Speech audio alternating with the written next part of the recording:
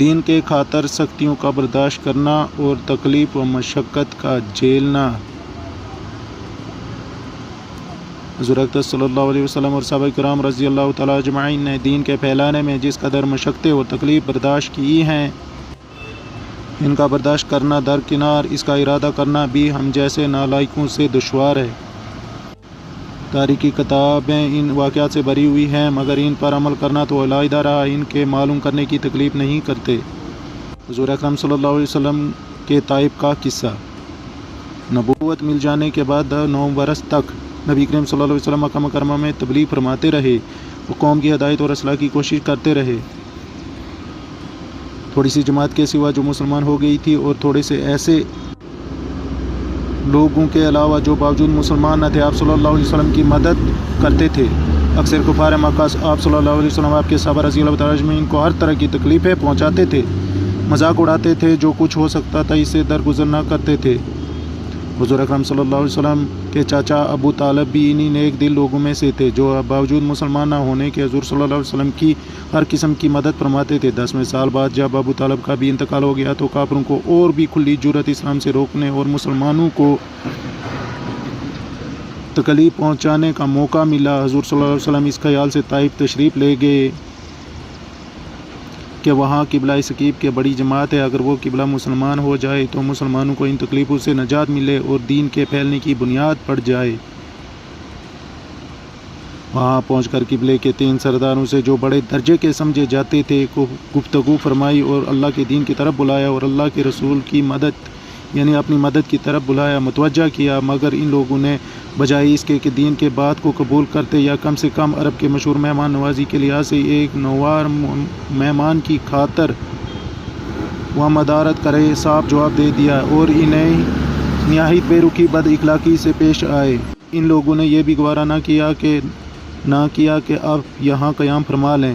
جن لوگوں کو سردار سمجھ کر بات کی تھی کہ وہ شریف ہوں گے اور مذہب کی گفتگو کریں گے، ان میں سے ایک بولا، اوہ آپ ہی کو نبی بنا کر اللہ نے بھیجا ہے۔ دوسرا بولا کہ اللہ کو تمہارے سوا اور ملتا ہی نہیں تھا جس کو رسول بنا کے بھیجتے۔ تیسرے نے کہا، میں تجھ سے بات کرنا نہیں چاہتا اس لیے کہ اگر تم واقعہ نبی ہے جیسا کہ دعویٰ ہے، تیری بات سے انکار کر دینا مصیبت سے خالی نہیں، اور اگر جھوٹ ہے تو میں ایسے شخص سے بات کرنا نہیں چاہتا۔ اس کے بعد ان لوگوں سے نا امید ہو کر حضور اکرم صلی اللہ علیہ وسلم اور لوگوں سے بات کرنے کا ارادہ فرمایا کہ آپ تو ہمت اور استقامت کے پہاڑ تھے، مگر کسی نے قبول نہ کیا کہ بجائے قبول کرنے کے حضور صلی اللہ علیہ وسلم سے کہا کہ فوراً ہمارے شہر سے نکل جاؤ، جہاں تمہاری چاہت کی جگہ ہو چلے جاؤ۔ حضور اکرم صلی اللہ علیہ وسلم جب ان سے بالکل مایوس ہو کر واپس ہونے لگے تو ان لوگوں نے شہر کے لڑکوں کو پیچھے لگا دیا کہ آپ صلی اللہ علیہ وسلم کا مذاق اڑائیں، تالیاں پیٹیں، پتھر ماریں، حتیٰ کہ آپ صلی اللہ علیہ وسلم کے دونوں جوتے خون سے مبارک ہو گئے، رنگین ہو گئے۔ حضور صلی اللہ علیہ وسلم اس حالت میں واپس ہوئے۔ جب ان شہریوں سے راستے میں اطمینان ہوا تو آپ صلی اللہ علیہ وسلم نے یہ دعا مانگی اللہ سے، اے اللہ تجھ سے شکایت کرتا ہوں میں اپنی کمزوری اور بے کسی کی اور لوگوں میں ذلت اور رسوائی کی، اے رحمان اور رحیم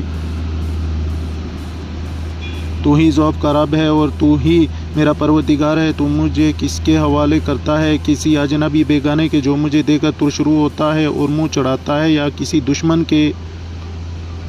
اگر تم مجھ سے ناراض نہیں ہے تو مجھے کسی کی بھی پرواہ نہیں ہے، تیری حفاظت میں مجھے کافی ہے۔ میں تیرے چہرے کے اس نور کے طفیل جس سے تمام اندھیریاں روشن ہو گئی اور جس سے دنیا و آخرت کے سارے کام درست ہو جاتے ہیں،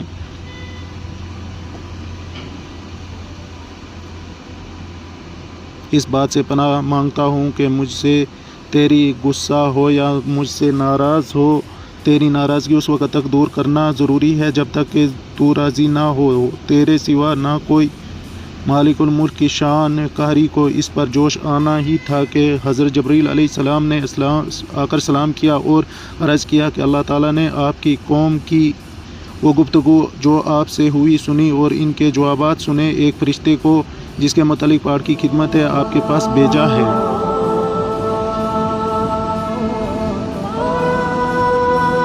کہ آپ جو چاہیں اس کو حکم دیں۔ اس کے بعد اس فرشتے نے سلام کیا اور عرض کیا جو ارشاد ہو میں اس کی تعمیل کروں گا، اگر ارشاد ہو تو دونوں جانب کے پہاڑوں کو ملا دوں جسے یہ سب درمیان میں کچلے جائیں، اور یا جو سزا تعویذ فرمائیں۔ حضور اکرم صلی اللہ علیہ وسلم کی کریم و رحیم ذات نے جواب دیا کہ میں اللہ سے اس کی امید رکھتا ہوں کہ یہ مسلمان نہیں ہوئے تو ان کے اولاد میں سے ایسے لوگ پیدا ہوں جو اللہ کی عبادت کریں۔ فائدہ یہ ہے اخلاق اس کریم ذات کی جس کے ہم لوگ نام لیوا ہیں کہ ہم ذرا سی تکلیف سے کسی کی معمولی گالی دینے سے